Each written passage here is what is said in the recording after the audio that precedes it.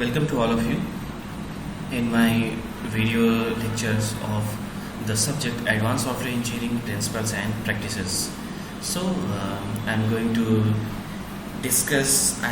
explain all the necessary things with real life examples of the topic modeling system architecture using the architecture analysis and design language that is also popularly known as AADL, Architecture Analysis and Design Language.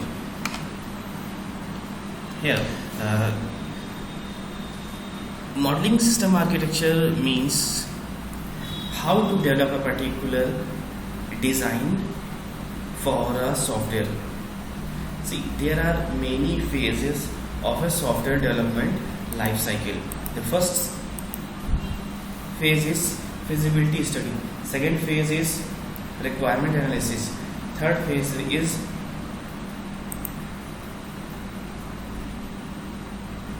designing. So modeling comes in designing. Modeling means to design a particular product on the basis of a requirement. On the basis of requirements, whatever the requirements provided by customer or whatever the requirements fetches elicited by team member of software development from customer, these all are the requirement converted into modeling or designing with the help of any programming language or programming tool. So let's start about this topic, that is modeling system architectures using the architecture analysis and design language, that is AADL. Modeling and validating of quality attributes for real-time embedded systems is often done with low fidelity software models and disjointed architectural specifications by various engineers using their own specialized notations. These models are typically not maintained or documented throughout the life cycle, making it difficult to predict the impact of change on attributes that cut across system functionality. The unanticipated effects of design approaches or changes are discovered only late in the life cycle when they are much more expensive to resolve. See,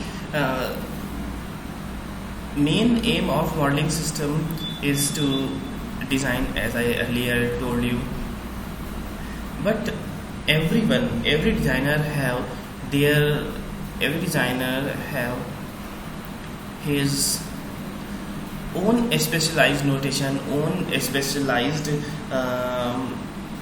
way of designing a particular software. So changes is there, and changes is necessary for the new inventions. So MBE, that is model based engineering. A model based engineering approach offers a better way to design, develop, analyze and maintain system architecture. Through the application of MBE tools, system architects and developers can reduce risk through early and repeated analysis of the system architecture. Through MBE tools, a system architect or developer can reduce cost through favor system integration problems and simplified lifecycle support, and can access system-wide impacts of architectural choices. Now he can be able to increase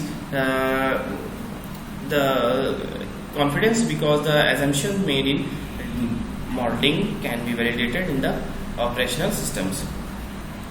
The core focuses of fundamental MBE concept for engineering real-time embedded software systems through defining and documenting software and system architecture and validating system quality attributes, like it can be said as commonly referred to as dependability properties and non-functional behavior of emergent system properties. The course built on the SAEADL. So, what is the objective of this particular topic? The objective of this particular topic is The value of MBE for system development in their application domain, each and every user should aware before going to develop a particular software. And fundamental MBE concept, specifically key principles and methods, alternative choices for representation and modeling, core elements of the AADL, quantitative validation of quality attributes through analysis of system architecture. So, what are the materials provided by while you are going to develop a particular software and for the designing purpose, like you are in the modeling phase, you are in the designing phase.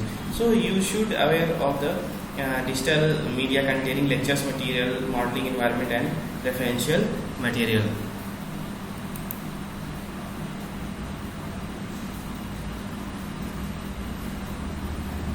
And what are the prerequisites you should contain for the same? That is Microsoft Windows 7 or higher. If you are, I'm talking about this in the manner of, in the point of while you are going to design. Okay, so you should need these tool. Like you must have a computer system with DVD drive or USB port or configured with a Microsoft Windows 7 or higher version like Windows 10, Mac OS 10.7 or higher, or Linux or Java 8.0 or higher, Microsoft MS Office or OpenOffice or the LibreOffice, the latest version of Adobe Reader. So this is all about the modeling the system architecture with a specification.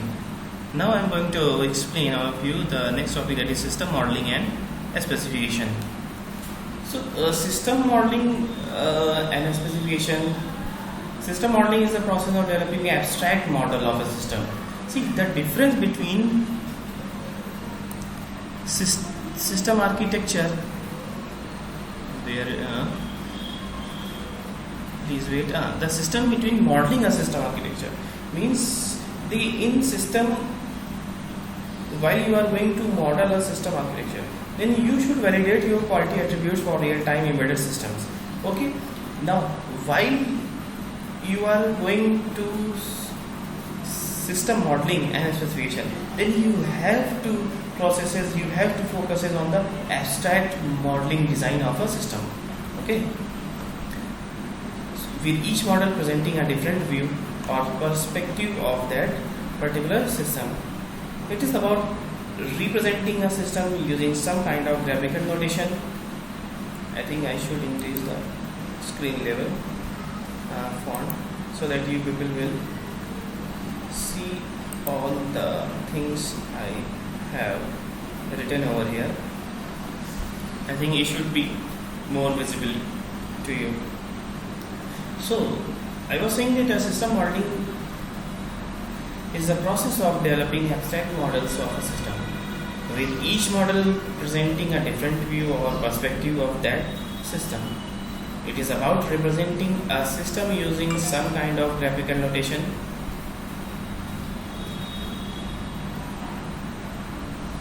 Which is now almost always based on notations in the UML, that is Unified Modeling Language. Models help the analyst to understand the functionality of the system they are used to communicate with customers. See, here there is a term I used in this video lecture, that is UML. It stands for Unified Modeling Language. This modeling language is used for the designing of a particular software product. It plays an important role in designing field. If anyone wants to get a job or want to pursue his career in software designing, then he or she should be aware of UML or XML, that is extensible markup language. So, moving to the topic. Models can explain the system from different perspectives: external perspective, interaction perspective, structural perspective, behavioral perspective. So first one is external perspective, where you model the context or environment of the system. Second, an interaction perspective, where you model the interactions between a system and its environment or between the components of a system. Third is structured perspective, where you model the organization of a system or the structure of the data that is processed by the system. Next one is behavioral perspective, where you model the dynamic behavior of the system and how it responds to events.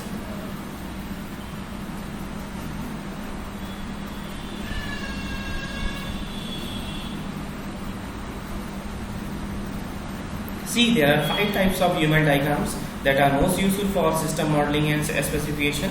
The first one is activity diagram, second one is use case diagram, third one is sequence diagram, next one is class diagram, fourth one is state chart diagram, or it is also known as state diagram.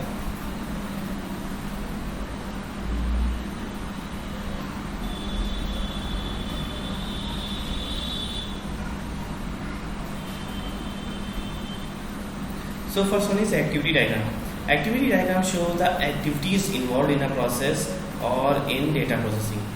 Activity diagram shows activities, whatever the activities a particular module or software, a particular software divided into some modules. Each and every module should contain activities. Activities means working, what a particular sub-module is going to perform. This is activity. Second one is use case diagram, which shows the interaction between a system and its environment. Showing the interaction, showing the communication between a particular system and its related environment. This designing can be shown with the help of use case diagram. Next one is sequence diagram, which shows interaction between actors and the system and between the system component. See, sequence diagram shows interaction between actors. What is actor? Actor means user, actual user, and the system. System means a particular system, a particular thing in which your software has been installed and in working condition, and between system components. Next one is class diagram. Class diagram show the object classes in the system and the associations between these classes. Next one is state chart diagrams, which show how the system reacts to internal and external events. So, model of both new and existing system are used during requirements gathering. Models of the existing system help clarify what the existing system does and can be used as a basis for discussing its strengths and weaknesses. These then lead to requirement for the new system. Models of the new system are used during requirements engineering to help explain the proposed requirements to other system stakeholders. Engineers use these models to discuss design proposals and to document the system for the implementation, final execution.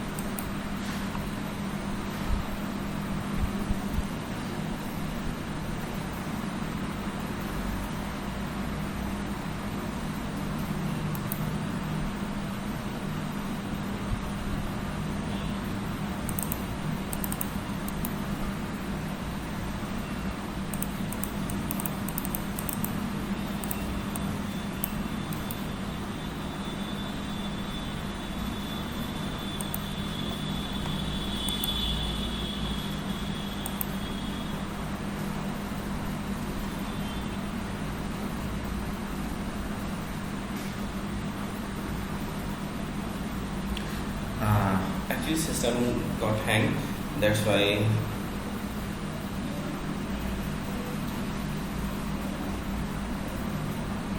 So the next I was talking about system modeling and its specification, in which I just talked with the content. What are the perspective of a particular system shows, like external perspective, internal perspective, structural perspective, behavioral perspective, and what are the system modeling diagrams used to design modeling a particular system. Activity diagram, use case diagram, sequence diagram, class diagram, state chart diagram, and I have explained in detail about all those diagrams used while you are designing a particular product. So context and process models for designing. Context models are used to illustrate the operational context of a system. They show what lie outside the system boundary.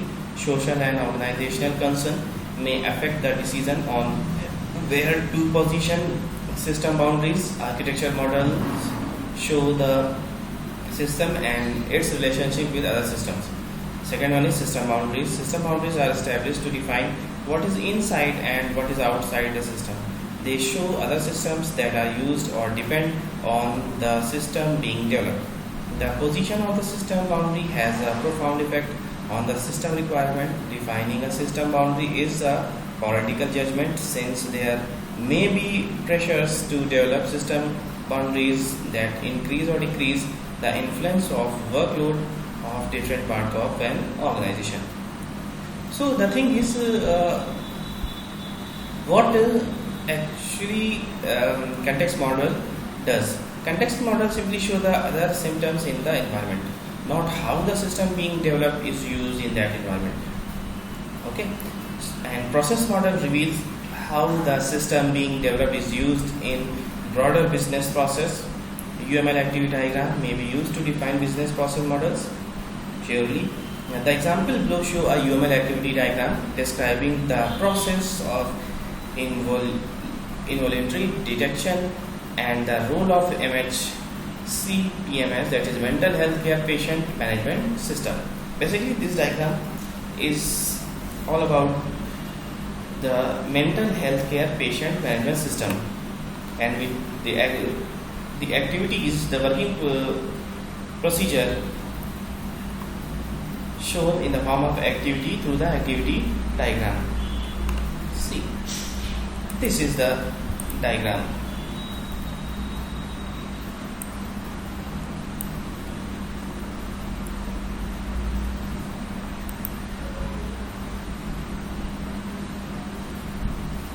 See, this is the activity diagram. Now,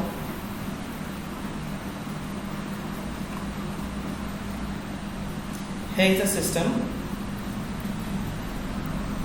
which leads to the a particular patient admit in this particular hospital, and all the activities shows that with the help of activity diagram, that whether it are information, social care, or information next of kin, and update patient through his for his injury or healthcare condition, confirm detection system. These all other things are known as the activity diagram. I will show all these activity designing by activity diagram in practical approach, in practical manner. So next one is interaction model. Types of interactions that can be represented in a model: user interaction diagram, system interaction diagram, component interaction diagram. So user interaction diagram is important as it helps to identify user requirements. Right one. System to system interaction highlights the communication problems that may arise. Component interaction helps us understand if a proposed system structure is likely to deliver the required system performance and dependability. So use cases were developed originally to support requirements elicitation means how to fetch requirement, how to find out requirement from the user, and now incorporated into the UML, that is Unified Modeling Language. Unified Modeling Language. Each use case represents a discrete task that involves external interaction with the system. Actors like user, you and me. Actors in a use case may be people or other systems. Use cases can be represented using a UML use case diagram and in a more detailed textual tabular format. Simply use case diagram. Here is an example of use case diagram, that is medical receptionist. The actor. This is the actor. Medical receptionist is plays the role of actor, and patient record system, it's also actor. So the data is transferred from medical receptionist to patient record system, where the patient health record system maintained. Use case description in a format. So what are the things you can carry while you are going to develop a use case diagram while you are designing a module or particular software? So first one is use case title, second one is description, third one is actor, next one is preconditions, next one is post conditions, next main success scenario. So use case title you basically use to transfer data. Description shows a receptionist may transfer data from MHC PMS to GET to a general patient record database that is maintained by a health authority. The information transferred may either be updated personal information like address, phone number, email, etc., or a summary of the patient diagnosis and treatment. Actors, medical receptionist, actor, patient record system, PRS, that is actors. Preconditions, patient data has been collected. The receptionist must have appropriate security permissions to access the patient information and the PRS. Post conditions, PRS has been updated. Main success scenario, receptionist select the transfer data option from the menu. PRS verifies the security credentials of the receptionist. Data is transferred, PRS has been updated. Now the last one is extensions. Extensions, the receptionist doesn't have the necessary security credentials, or it may be an error message display on the screen, or it will be the receptionist backs out the use case diagram. So UML sequence diagram are used to model the interaction between the actors and the objects within a system. A sequence diagram shows the sequence of interaction that take place during a particular use case or use case instance. The objects and actors involved are listed along the top of the diagram with a dotted line drawn vertically from these interactions between objects and indicated by annotated arrows. So here is the diagram that I discussed above. Medical receptionist work as an actor. He or she can view the information of patient and send the MSCPS for checking patient database, and if database is there, then the authorization done. Other than all the activities will return to the medical receptionist. Now moving to the next model, that is the structure model. The structure model of a software display the organization of a system in terms of the component, that system and their relationship. Structure models may be static model, which show the structure of the system design, or dynamic models, which show the organization of the system. When it is executing, you create structural models of a system. When you are discussing and designing the system architecture,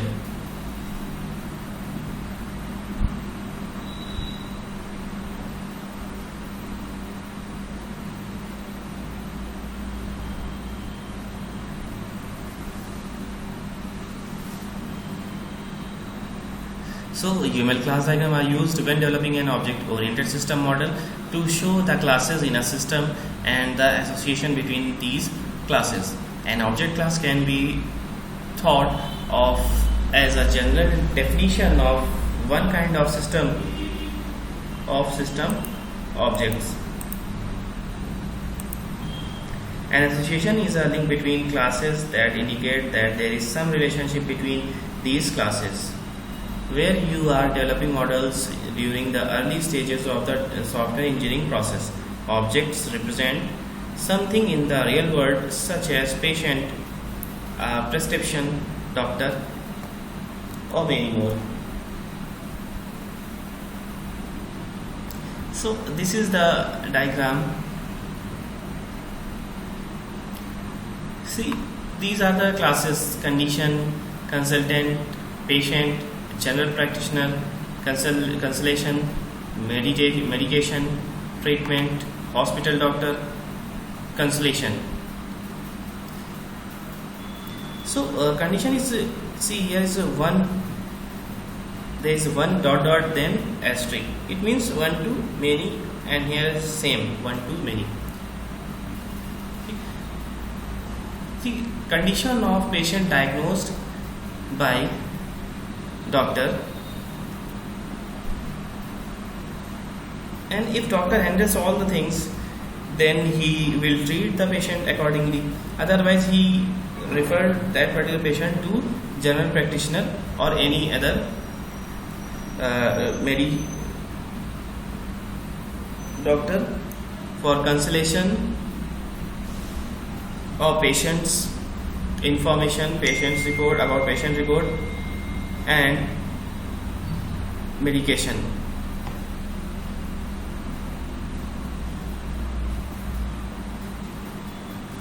Prescribes treatment, and hospital doctor, consultation, doctor, date, time, clinic, reason, medication prescribed, treatment prescribed, voice notes, transcript. New prescribed, record notes, transcribed.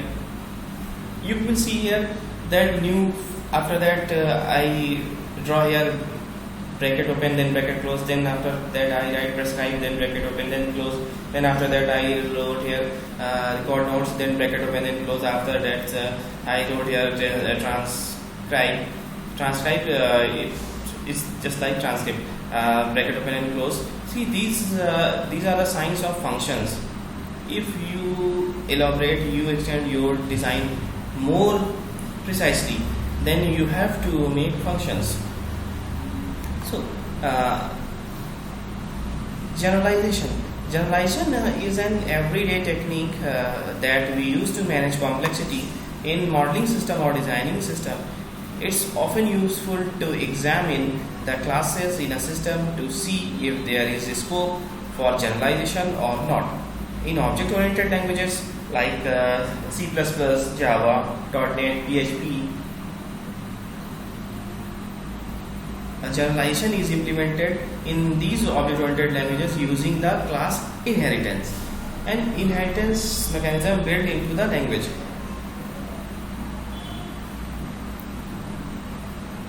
I would like to tell you what is inheritance. Inheritance is one of the most important concepts of object-oriented programming. Means it's the concept of OOPS programming, which is used to inherit the properties from its father section, parental section. In a generalization, the attributes and operations associated with higher level classes are also associated with the lower level classes. The lower level classes are subclasses inherit the attributes and operations from their superclasses. See, while you are going to design a particular thing, a particular module or submodule, and if you are using inheritance, then there must be a superclass and there must be a subclass. So inheritance work between superclass to subclass. The main fundamental logic of inheritance is to extract features from superclass and to flow that captured features or properties to its subclass. These lower level classes and more specific attributes and operations. See, this is the doctor, name of doctor, phone, email, then register as function, deregister as function, then generalization here is used. Then generalization connect this doctor class to hospital doctor and general practitioners. So hospital director includes staff and pages, and general practitioners practices include practices and addresses. Here's the aggregation. See, when there is a diamond box, you see, then you will see that this is known as actually aggregation. And aggregation can be of more type, like one-to-one aggregation, one-to-many aggregation. And aggregation, this is the aggregation model. Now, an aggregation model shows how classes that are collections are composed of other classes.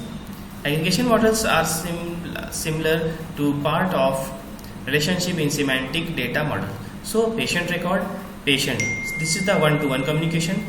That's why upper side of the diamond box written is 1. Next downside 1 is there. And patient record and cancellation, one to many. Okay, it means patient record includes many patients record. That's why here one to many aggregation is mentioned. So this is all about the today's video lecture that I prepared for you. So if you have any problem, I'm going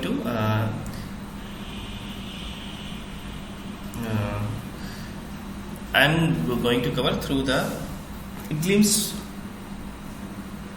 of the topic I covered in today's video lecture. I covered in this as what is system modeling, what is system modeling specification, and what is unified modeling language, what are the different properties of unified modeling language, and what are the activities performed by unified modeling language while system is going to design, and what are the importance of this, what is the importance of unified modeling language in designing, and what are the diagrams, mainly what are the diagrams used while creating a model of a software, and the diagrammatic representation of all the diagrams I showed here.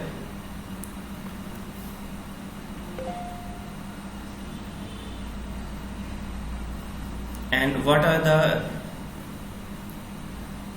things used while creating or designing using UML, I discussed in this video lecture. Through this diagram, structure model discussed, and this diagram, generalization is there, aggregation is there. So if you have any doubt, any problem in my video lecture, you can contact me, you can clear with me. I will explain all the doubt to you people so that you have to aware of the notes I covered with this video lecture. And in next video lecture I'll cover the more designing techniques and tactics for a designing product, because designing plays an important role in software design. See, the coder means the software developer. The role of, there is a member software developer whose responsibility is to coding, not to design. So another member is doing designing. The work, the main aim of coder or software developer is to translate the designing mentioned into SRS document into a graphical way with the help of any programming language like C, C++, Java, .NET, PHP, Python, etc. So Have a good day. Thank you for watching this video.